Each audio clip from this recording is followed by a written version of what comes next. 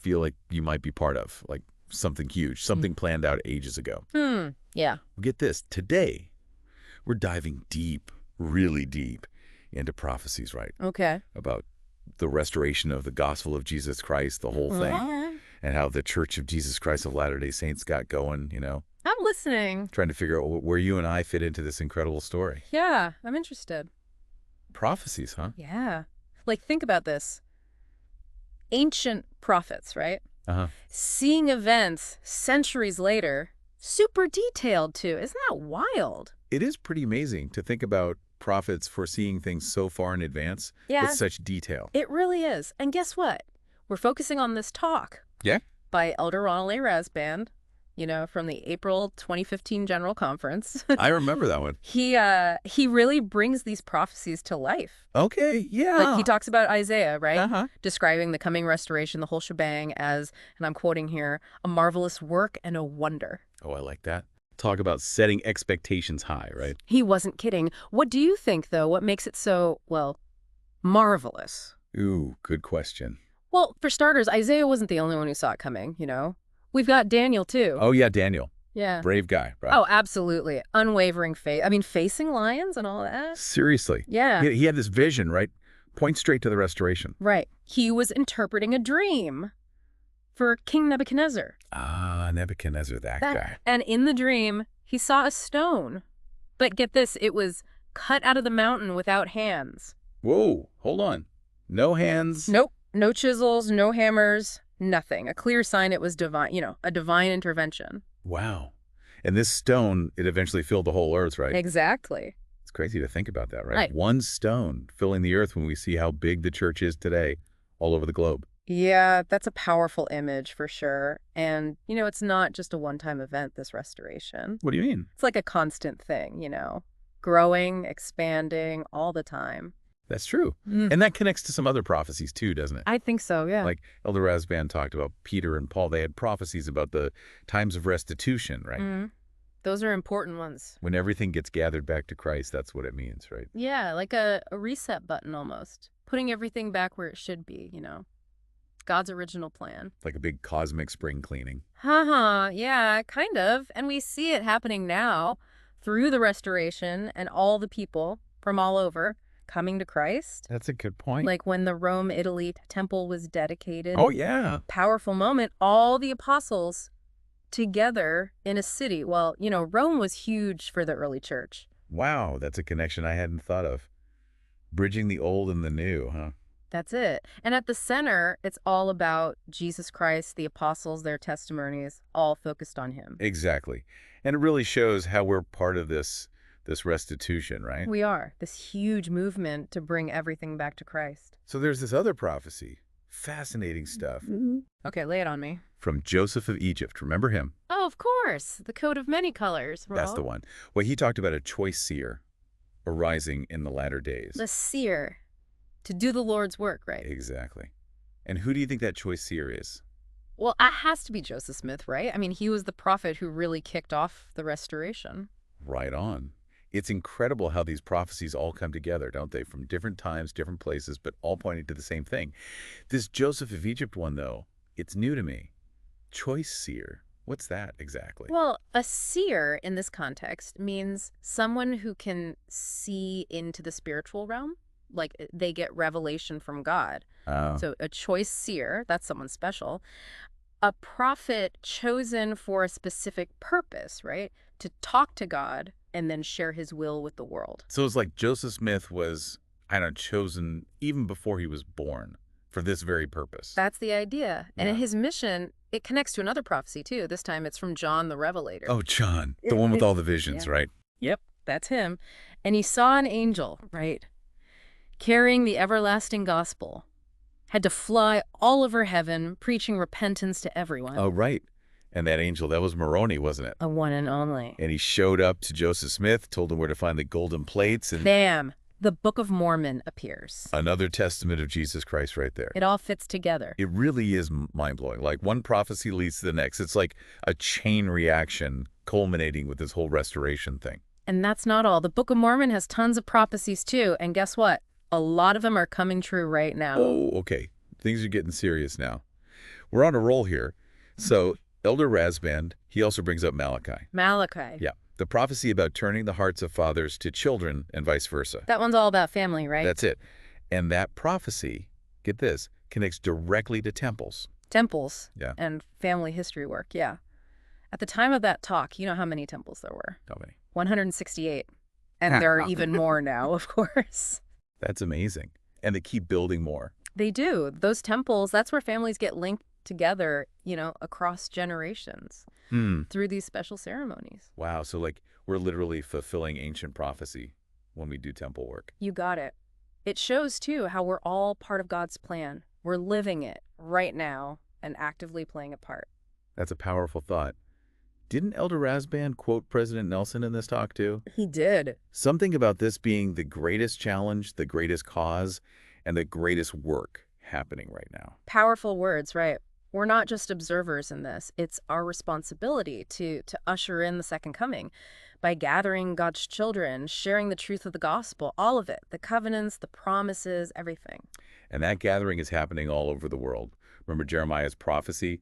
People coming to Zion, one of a city and two of a family. Oh, I remember that one. Well, Elder Rasband told this amazing story about the Durban, South Africa temple dedication. He saw that very prophecy happening right in front of him. No way. New members, they were finding the gospel one by one, families coming together, just like Jeremiah said. That is amazing. It's like a perfect illustration of what we're talking about. The gospel brings everyone together, no matter where they come from, what they believe. It's that unifying power, It's incredible to think about. Mm. And speaking of reaching people all over, Elder Rasband talked about another prophecy, right? This one from Joseph Smith. Oh, yeah, Joseph Smith. What did he say? Back in 1834, remember? He prophesied that the church, even though it was just a small group then, would fill North and South America. Wow. And eventually the whole world. Yeah. Bold statement, right? He wasn't messing around. And, look at the church now. It's growing so fast. It's practically everywhere. It really is. I mean, missionaries are out there in almost every country. And look at the church leaders, people like President Nelson. He's been to, like, over 30 countries just in his first 2 years as president. Incredible. To think a prophecy made in a tiny log cabin in Kirtland, Ohio. Yeah, and now it's coming true on a global scale. Yeah. That reminds me of when I got my mission call. You had a prophecy experience, too. Sort of. See, I was really hoping to go to this one specific country, But then I opened my call and it was for a totally different place. I was a little bummed at first, honestly. So I turned to the scriptures, just kind of looking for something, anything. And then, boom, found this prophecy in the Doctrine and Covenants. It was given to Joseph Smith. Really? What did it say? It talked about an effectual door being opened in the exact same region where my mission was. Whoa, that's amazing. It's like personal revelation just for you. To confirm that this mission call, it wasn't random. It was all part of a bigger plan. That's exactly how I felt. God knew where I needed to be, even when I didn't. It's like he's saying, trust me, I got this. He's got your back. And then there's this prophecy from Isaiah over 700 years before Christ was even born. Wow, 700 years. That's a long time. Right. Isaiah saw this time when the mountain of the Lord's house shall be established in the top of the mountains. And get this, all the nations would come to it. I love that image, top of the mountains. Powerful stuff. And Elder Rasband, he connected that to, well, us. Millions of people watching the conference broadcast. We're like virtually gathered in the top of the mountains. That's right. It's like Isaiah saw our modern world, where people all over can be part of this gathering thanks to technology. And that makes me think of Brigham Young. When he got to the Salt Lake Valley, he said, this is the right place. He did. Like he was saying, this is where Zion is going to be, right in the middle of the Rocky Mountains. So all these prophecies from all these different times and places, they all come together in Salt Lake City. That's pretty amazing when you think about it. Right. It's become a global gathering place, like a magnet drawing people from all over. Remember the 2002 Winter Olympics? Of course. That put Salt Lake and the church on the world stage. Totally.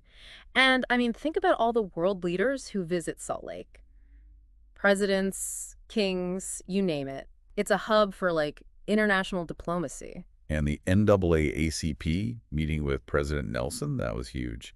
And the UN Civil Society Conference. So many important gatherings. And all those delegations from different countries. It's living up to its destiny, Salt Lake City, the prophetic city. Yeah. But it's more than just the mountains, right? They're beautiful, sure. Oh, yeah, way more than just the scenery. Elder Rasband talked about the essence of pure religion. That's what draws people here, right? That's it. It's the spirit of the place, the goodness, the generosity. And the love. It's contagious, don't you think? Definitely. You can feel it. It's the church, its members. Everyone's committed to something bigger than themselves, you know? It all goes back to God's love. It's like Joseph Smith said, it's the cause of Christ. That's what it's all about. Exactly. And we may not know when the Savior's coming back, but we can be ready.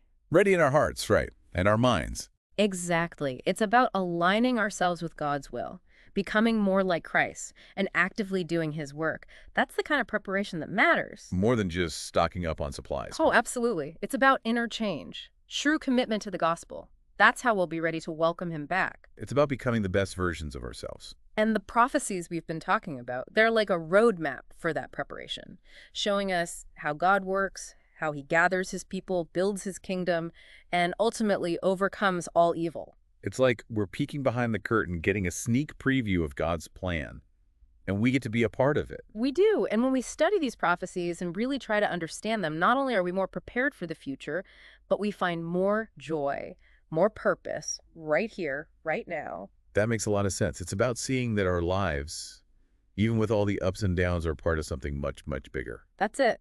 And that even our small actions, they matter. They contribute to God's eternal plan. And that's empowering, don't you think? It gives us hope. Absolutely. We keep striving, we keep serving, we keep growing no matter what, because we know, ultimately, good wins. God's plan is going to prevail, and we get to be a part of it all. That's amazing. We are incredibly lucky. We are. We'll be back in just a minute to keep exploring this, all right? To really dive into how important prophecy is for each of us. Awesome. Don't go anywhere, folks. We'll be right back.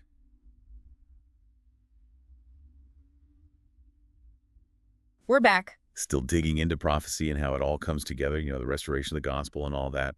We've seen some amazing connections already. Ancient predictions, right? All right. Coming true today, Yeah. right in front of us. But it's not just about what's happened in the past or even now. What do you mean? These prophecies, they give us a glimpse into the future, too. God's plan unfolding in amazing ways. It's like we have a map, right? We know where we're headed, even if there are a few bumps along the way. Exactly. A roadmap to an incredible destination. And that destination, that's the second coming of Jesus Christ. Whoa, yeah. Big stuff. Elder Rasband, he reminded us, we have to be prepared for that day, individually and as a church. Prepared, huh? But it's more than just, having our stuff ready. Our stuff. Yeah, the emergency supplies, food storage, 72-hour kits, all that. Right. It goes deeper than that. It's about aligning our hearts, our minds with God's will, isn't it? Absolutely. Becoming more like Christ, doing his work. That's what it means to be prepared. So it's about, transforming ourselves, becoming the people we need to be, not just checking things off a list. That's it, exactly. And those prophecies we talked about earlier, they're like a guide, for that transformation.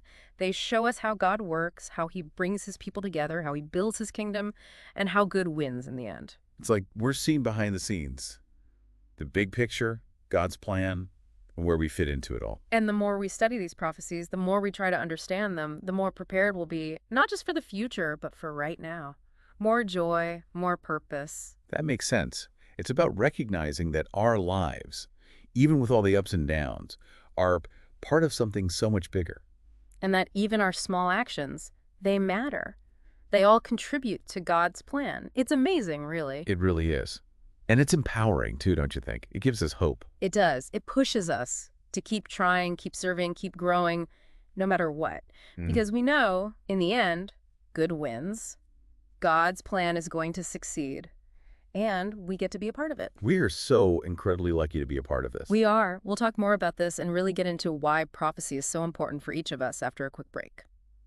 Stay with us, everyone. We've got more coming up.